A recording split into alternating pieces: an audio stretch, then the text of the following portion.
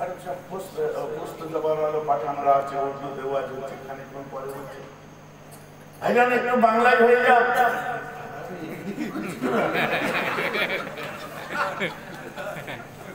ভক্তদের ভাইজান মিল্কি আপনার মুস্তাফপুর ওদিকে আমাদের ওইদিকে গো কোথায় নেই তো। আল্লাহ যে কাজের কারিগরি আমাদের বিখ্যাত করেছে ওইটাই ভালো করে করলে তো হয়।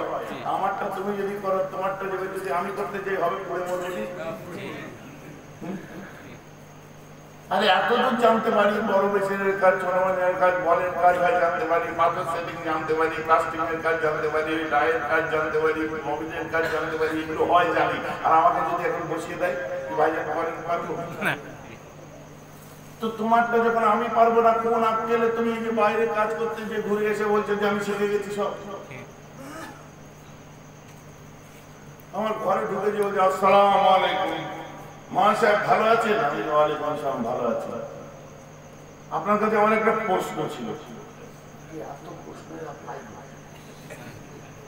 সব প্রশ্ন থাকবে, আর যে প্রশ্ন করবে ওই এক প্রশ্নে আটকে যাবে। আর তোর বাপ মরে গেছে ওই একই প্রশ্ন, তোর বউ পালিয়ে গেছে না এটা কত নম্বরে আছে বলতে হবে, তোর বাড়িতে আগুন লেগে গেছে না কত নম্বরে আছে বলতে হবে। ওই এক জায়গায় আটকে যাবে, ওই এক জায়গায় ওর দিনটা কি হয়েছে। ওই যে আপনাদের হানাফিদের মেয়েরা, হানাফিদের মেয়েরা কি করেছে অসভ্য না, হানাফিদের বউরা বউ কি হচ্ছে কি বলছে না, হানাফিদের মায়েরা কেন, হানাফিদের মা বোন এসব করছে কি হয়েছে কি বলবি তো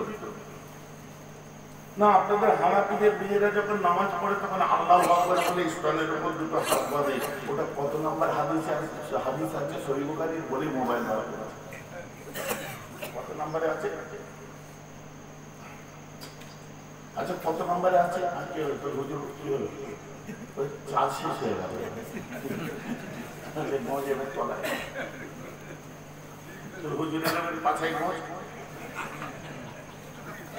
বুঝা মারা বুঝে ঘুরছিস। রাত করলে হবে না, গা চলে যাবে আমার কথা শুনলে।